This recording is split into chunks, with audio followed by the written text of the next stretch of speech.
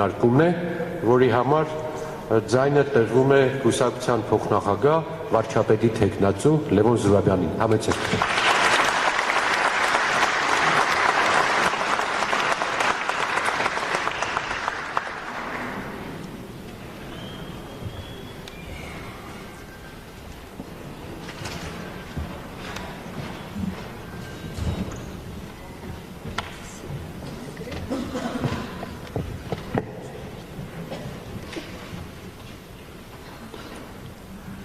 Հարգելի հյուրեր, հարգելի զինակիցներ, լրատվական միջոցների ներկայացուցիչներ, անկեղծ ասած, ես բավականին ոգևորված եմ այն մթնոլորտով, որ այսօր տիրում է այս դահլիճում։ Հնչած ելույթները ինձ թույլ են տալիս եզրակացնել, որ այն համախմբումը, այն կոնսոլիդացիան, որի մասին մենք խոսում ենք, այնքան էլ երազանքային բան չի եւ բավականին իրատեսական է։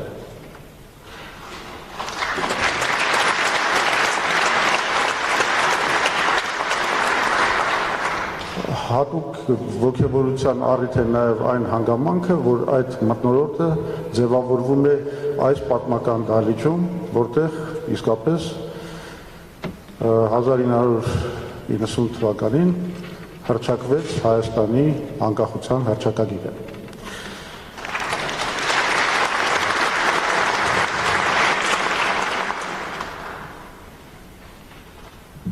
Հիմա դիմեմ զինակիցներին, սիրելի զինակիցներ, նախ ցանկանում եմ ասել, որ հպարտ եմ այն հանգամանքի համար, որ Հայ ազգային կոնգրեսի վարչության Հանրապետական խորհրդի կողմից մեր թույլ տվեք ասել լեգենդար կուսակցության բոլոր սկզբնական կազմակերպությունների միաձայն աջակցությամբ ընտրվել եմ Հայ ազգային կոնգրեսի վարչապետի թեկնածու առաջիկա խորհրդարանական ընտրություններում։ Սա առաջին հավաքական հանդիպումն է այդ որոշման ընդունումից հետո, եւ ես չեմ կարող չօգտվել այս առիթից բոլորիդ իմ երախտագիտությունը հայտնելու վստահության այն հսկայական աշխարհի համար, որ դուք ինձ շնորհեցիք, վստահելով այս ընտրություններում կոնգրեսին մեր հանրությանը ներկայացնելու պատիվը։ Ողջունում եմ այս դահլիճում հավաքված գաղափարական զինակիցներից, որոնց հետ պայքարի մի քանի տասնյակ տարիների ճանապարհ եմ անցել, որոնց կյանքի գլխավոր առաքելությունը դարձել է մշտապես լինել ճշմարտության կողմը, լինել ազգային շահի պաշտպանության կողմը։ Անկախ նրանից, թե ինչ ենք ստացել այդ սկզբունքներին հավատարիմ լինելու համար, հաղթանակի բերկրանք, հպարտություն մեր պետականաստեղծ հաջողված գործերի կամ նվաճված ժողովրդավարական ազատությունների համար, թե անեծք, հալածանքներ, ոստիկանական մահակների հարվածներ, ազատազրկում, առողջության եւ շատ դեպքերում նաեւ կյանքի կորուստ։ Հիմա շրջվում եմ ետ, նայելով մեր երիտասարդների վրա, որոնք նույն գաղափարական արժեքների մղումով մշտապես գալիս են դեպի մեր շարքերը եւ հույս ունեմ, որ նրանք սարսափահար չեղան այսին վերջին խոսքերից։ Վստահ եմ, որ ոչ, որովհետեւ չկա ավելի մեծ բերկրանք, քան ճշմարտության եւ արդարության առաքելության մեջ ապրելը։ Բայց ինչ է կատարվում այսօր մեր երկրում։ Հիմա խոսենք մեր ընդհանուր գործերի մասին։ Այսօր մեր երկիրը գտնվում է անարդարների, անառակների եւ խաբեբաների ձեռքում։ Երկրի վարչապետը, որը ինքնասիրահարված տմարդի արկածախնդրությամբ մերժելով Մինսկի խմբի 2019 թվականի հայանպաստ խաղաղության առաջարկը երկիրը սուզեց ազգակործան պատերազմի հորձանուտը, հայոց պատմության ամենախայտառակ եւ նվաստացուցիչ պարտությունը հանդգնում է ներկայացնել որպես ինքնիշխանության պահպանման մեծագույն հաղթանակ։ Պետությունը Ադրբեջանի նվաստ կամակատարի աստիճանի իջեցրած այս ողորմելին խոսում է անկախության աննախադեպ աստիճանի մասին։ Զանգերուզուրյան միջանցքի հանձնումը մատուցվում է որպես ինքնիշխանության տրիումֆ։ Սահմանադրության խախտումները, շինծ ու գործերով քաղաքական հակառակորդների հալածանքները ներկայացվում են որպես պայքար եկեղեցու պղծության և ԿԳԲ-ի գործակալների դեմ։ Այս օրելյան պրոպագանդան զուգորդվում է էժանագին և անճաշակ քարոզչությամբ, դատարկ սրտիկների կլոունադայով, անճաշակ խրուշչովատիպ գլխարկներով և հանդերձանքներով, անսլուխ և անտաղանդ վարչաբենդությամբ, փնթի, անճաշակ, անկիրթ ծաղրածում, անմեկնելի մեծամտությամբ մեր ժողովրդին դաստիարակության և կրթության դասեր է տալիս։ Սահմանադրության օրենքների ահավոր կոպտագույն խախտումներով հալածանքներ են տեղի ունենում մեր հոգևորականների դեմ, քաղաքական ընդդիմախոսների դեմ։ Փաշինյանը իրան հռչակել է ըստ էության դիկտատոր, նա որոշել է, որ այլևս պետությունը ինքն է, օգտագործում է մեր սահմանադրությունը, որը ինստիտուցիոնալ անձնիշխանության էլեմենտներ է պարունակում իր անձնիշխան դիկտատուրայի հաստատման համար։ Եվ մի բան պետք է իմանաք, կեղծ խաղաղության այս խոսակցությունների և դատարկ սրտիկների, հեծանվային շոու արշավների, մարքեթինգային ծամածռությունների հետևում թաքնված է մեծ, համակարգային, լավ կարգավորված կոռուպցիա։ Այսպես կոչված վարչաբենդի հետևում թաքնված է իսկական վարչաբանդա։ Սա բաներ չեն, կալամբուր չի, բառախաղ չի։ Եթե կոռուպցիան առաջ մենք այսպես էինք պատկերացնում, և դա այդպես էլ կար, որ բիզնեսմենները քաշը դիպլոմատներում առած մտնում էին նախագահի մոտ և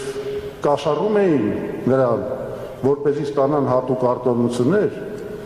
այսօր այդ նույնը արվում է կառավարության նիստերով կարգավորված ձևերով։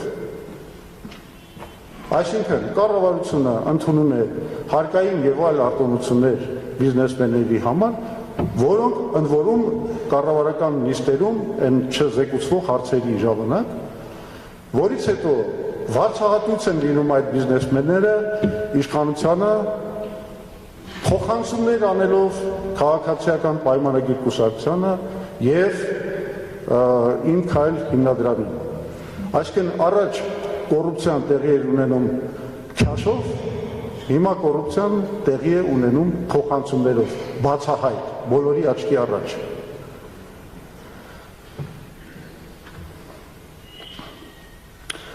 Հարց է ծագում, եթե մենք տեսնում ենք այս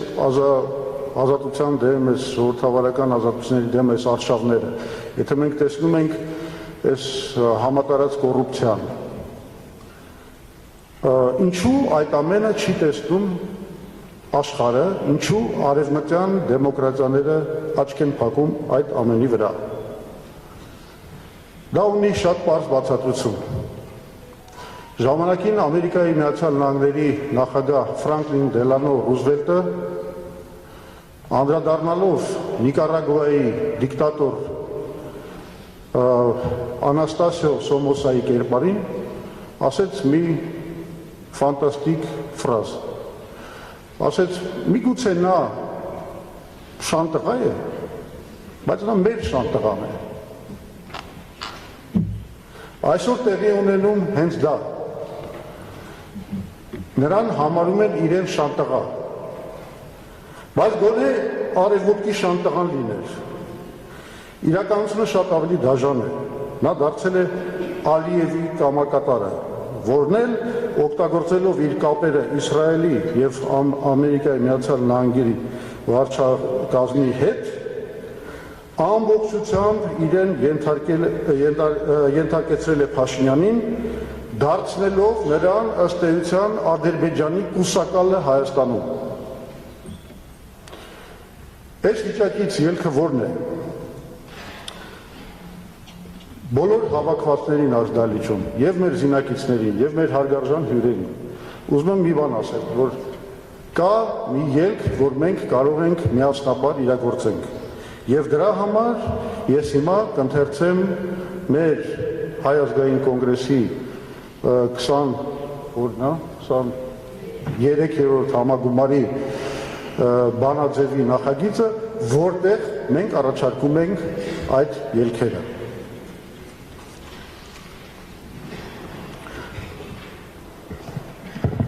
Հայ ազգային կոնգրեսի 5-րդ, 23-րդ համագումարի բանաձև, որ պարզ լինի այս թվերը ինչ է նշանակում, սա որպես Հայ ազգային կոնգրեսի 5-րդ համագումարն է, բայց որպես Հայոց համազգային շարժման 23-րդ համագումարն է։ Հայ ազգային կոնգրեսը իր գերագույն նպատակն է համարում Հայաստանի եւ հայ ժողովրդի ազգային անվտանգության շահերի պաշտպանությունը, այդ շահերին սպառնացող հակամարտությունների կարգավորումն ու երկարատև եւ կայուն խաղաղության հաստատումը, Հայաստանի սոցիալ-տնտեսական եւ գիտամշակութային հարատև վերելքի ապահովումը։ Հայաստանը այսօր կանգնած է օրհասական սպառնալիքների առաջ։ 2020 թվականին սկսված եւ մինչեւ օրս չավարտված պատերազմի հետևանքով հայաթափվել է Արցախը, Հայաստանի ինքնիշխան տարածքները հայտնվել են օկուպացիայի տակ, Ադրբեջանը շարունակում է պետականորեն կազմակերպված համակարգային հայատյաց քարոզչությունը, որպես պատանդ պահում եւ խոշտանգում հայ ռազմագերիներին եւ Արցախի ռազմաքաղաքական ղեկավարությանը։ Ադրբեջանը նաեւ հրաժարվում է Հայաստանի հետ խաղաղության պայմանագիր ստորագրել, առաջ քաշելով մեր երկրի ներքին հարցերին վերաբերող նվաստացուցիչ պահանջներ եւ պահպանելով պատերազմի վերսկսման վտանգը։ Հայաստանի վրա կախված է հետագա մարդկային եւ տարածքային կորուստների մահացու վտանգը։ Վտանգված է հայրենիքը, վտանգված է հայոց պետականության գոյությունը։ Իրավիճակը բարդանում է նաեւ աշխարհաքաղաքական հակամարտությունների սրումով, Հայաստանի անվտանգությանը սպառնում է ինչպես Արևմուտք Ռուսաստան, այնպես էլ ԱՄՆ-ի եւ Իսրայելի կողմից Իրանի դեմ սկսված պատերազմը։ Երկրի ղեկը մինչդեռ հայտնվել է մի քաղաքական ուժի ձեռքում, որ առաջնորդվում է շահամոլական եւ օտարածին օրակարգերով եւ փորձում վերածել Հայաստանը աշխարհաքաղաքական կենտրոնների կռվադաշտի։ Մոգոնելով Ռուսաստանի հետ իբր հիբրիդային պատերազմի ուրվականը, Նիկոլ Փաշինյանի ռեժիմը փորձում է ստանալ արևմուտքի անվերապահ աջակցությունը ժողովրդավարական եւ քաղաքացիական ազատությունների դեմ սանձազերծված հալածանքներին, սերմանում պառակտություն ու ապօրենություն։ Մի իրավիճակում, երբ հայությանն օդի պես անհրաժեշտ է համերաշխություն եւ համախմբվածություն արտաքին սպառնալիքներին դիմագրավելու համար, ռեժիմը քաղաքական բոլոր ընդդիմախոսներին, որոնք կարող են իշխանությանը լուրջ մարտահրավեր նետել, առաջիկա խորհրդարանական ընտրություններում վերագրում է խաղաղության օրակարգը իբր պայթեցնելու եւ Ռուսաստանին ծառայելու շինծու մեղադրանքներ։ Հատկապես արգահատելի են ապօրինի հարձակումները հայ առաքելական Սուրբ եկեղեցու նկատմամբ, որոնք ըստ էության ուղղված են մեր պատման մշակութային ինքնությանը քայքայիչ հարվածներ հասցնելու նպատակին։ Ժամն է նորից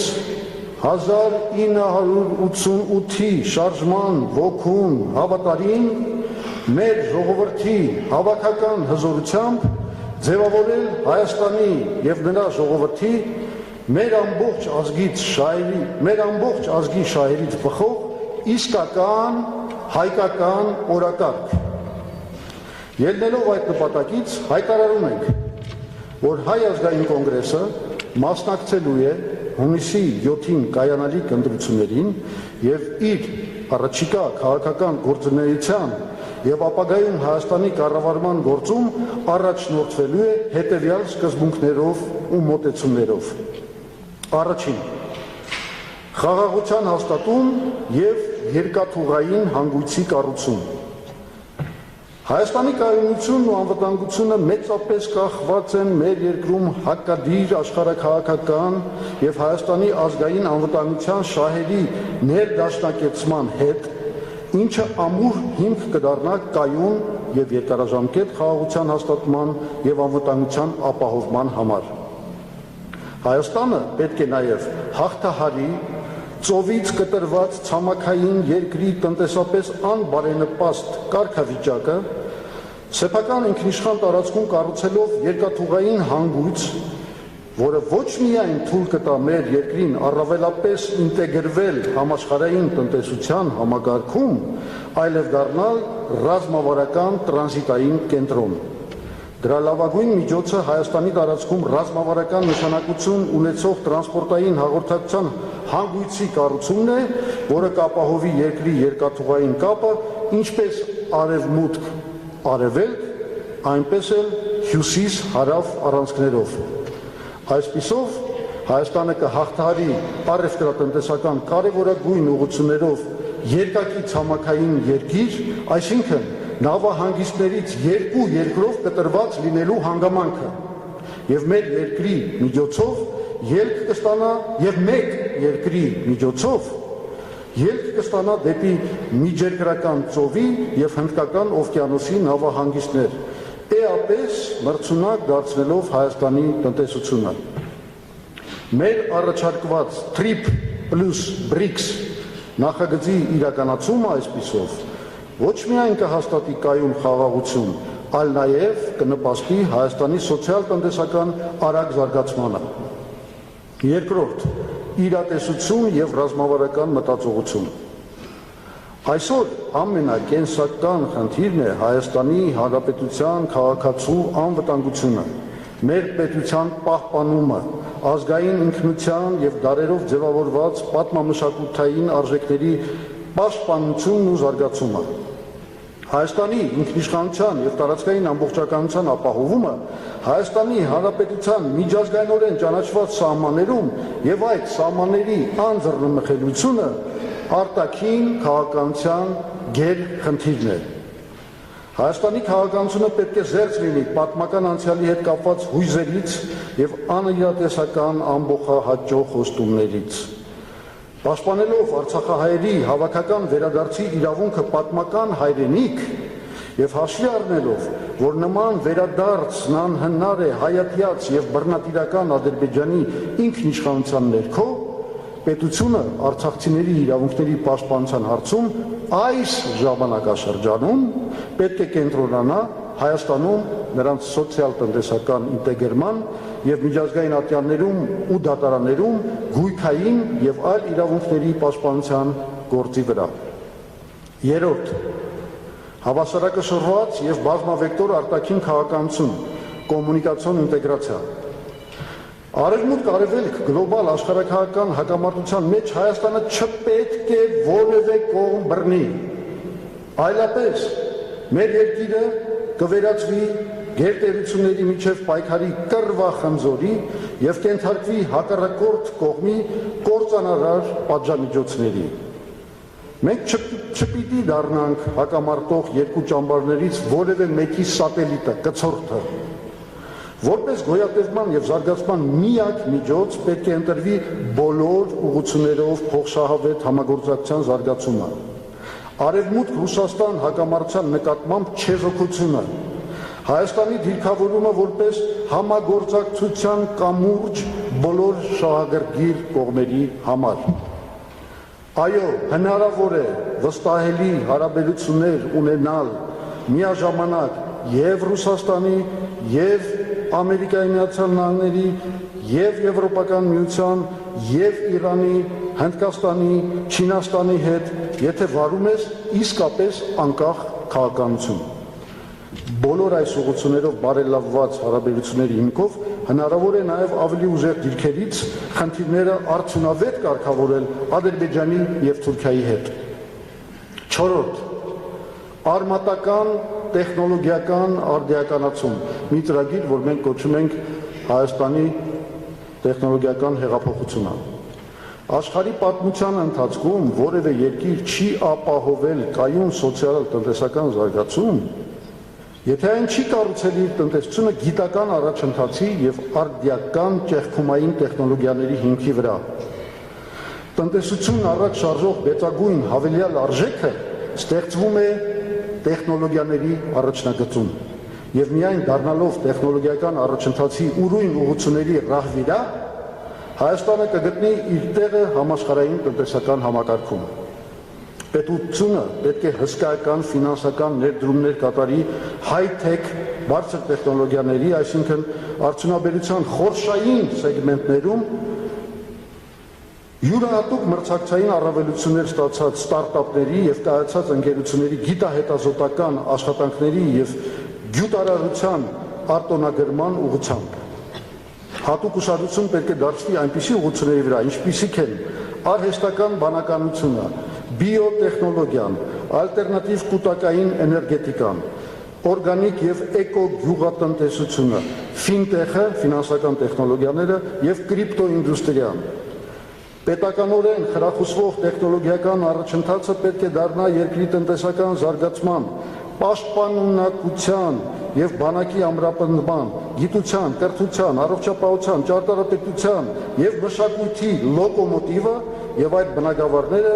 մեկ միասնական համակարգի մեջ իրար կապող գլխավոր օղակը։ Հինգերորդ, ազատ և արդար մրցակցության և համագործակցության հասարակության ստեղծում, ներառական տնտեսության ստեղծում, որը կբացառի արտոնությունները իշխանության մերձավորների և խոչընդոտները քաղաքական հակառակորդների համար։ Պետական կարգավորիչ դերը պետք է մի կողմից կենտրոնանա խոշոր տեխնոլոգիական ու կոմունիկացիոն նախագծերի և ենթակառուցվածքների խթանման, մյուս կողմից ազատ մասնավոր նախաձեռնության համար արդար մրցակցային միջավայրի ապահովման վրա։ Ներքին սպառման շուկաներում պետք է բացառվեն մենաշնորհները, պետք է գործեն կոռուպցիոն չարաշահումները և շահերի բախումը բացառող հակակշիռների և զսպումների արդյունավետ օրենքներ և կարգավորումներ։ Վեցերորդ, նախագահական խորհրդարանական, այսինքն կիսանախագահական սահմանադրական կարգի վերականգնումը և արդարադատության անկախացումը գործադիր իշխանությունից։ Հայաստանը պետք է վերականգնի անկախության ակունքներում 1990 թվականին ազգային բացարձակ կոնսենսուսով ընդունված նախագահական խորհրդարանական, այսինքն կիսանախագահական կառավարման մոդելը և այնուհետև մեկընդմիշտ բացառիկ կառավարման մոդելի որևէ փոփոխություն։ Պետք է վերջ դնել օրվա իշխանության շահերին ծառայող և քաղաքական խաղի կանոնները իշխանության կոնյուկտուրային շահերին հարմարեցնելու կործանարար էքսպերիմենտների պրակտիկան։ Նախագահական խորհրդարանական մոդելի վերականգնումը նաև հրամայական է ազգային անվտանգության արդյունավետ ապահովման տեսակետից։ Նոր սահմանադրությունը պետք է նախատեսի անկախ նոր սահմանադրական մարմինների ստեղծում, որոնք օժտված կլինեն անկախ դատական համակարգի, դատախազության, քննչական ապարատի և այլ վերկուսակցական մարմինների ստեղծման գործառույթներով։ Եվ վերջինը, յոթերորդ, ժողովրդավարության ամրապնդում և հանրային համերաշխության ապահովում։ Կդադարեցվեն բոլոր քաղաքական հալածանքները, այդ թվում նաև հոգևորականների նկատմամբ, ազատ կարձակվեն բոլոր քաղբանտարկյալները, կերաշխավորվեն խոսքի, խղճի և բոլոր այլ քաղաքացիական ազատությունները։ Ավարտեմ հետևյալով. սրանք են մեր անելիքները։ Հայ ազգային կոնգրեսը միևնույն ժամանակ գիտակցում է, որ նշված նպատակների իրագործման համար անհրաժեշտ է բոլոր ազդեցիկ ժողովրդավարական, ռացիոնալ, իրատեսական քաղաքական ուժերի միավորումը։ Ուստի հայտարարում ենք, որ պատրաստ ենք այդ նպատակով սկսել նաև կոնսոլիդացիայի գործընթաց ուժեղ Հայաստան կուսակցության եւ այլ ուժերի հետ միասին։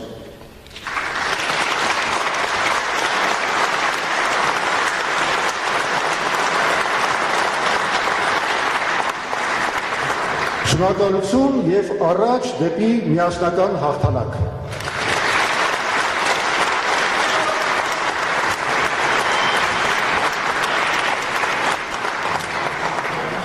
Շնորհակալություն բանաձևի հետ կապված քննարկումներին մասնակցելու համար, ձեր առաջարկներ ներկայացնելու համար, խնդրում եմ հաջորդ նիստից սկսված կլինեն ելույթներ, որտեղ նաև կքննարկվի բանաձևի դրույթները, հերթագրվել քարտուղարությունում հաջորդ նիստին ելույթ ունենալու համար։ Ես մոռացա ներկայացնել, որ դահլիճում են գտնվում Գերագույն խորհրդի պատգամավորներ, որոնք 90 թվականին մինչև 95 թվականը աշխատել են այս դահլիճում, քվեարկել են հռչակագիրը, քվեարկել են բոլոր այն բարեփոխումները, որ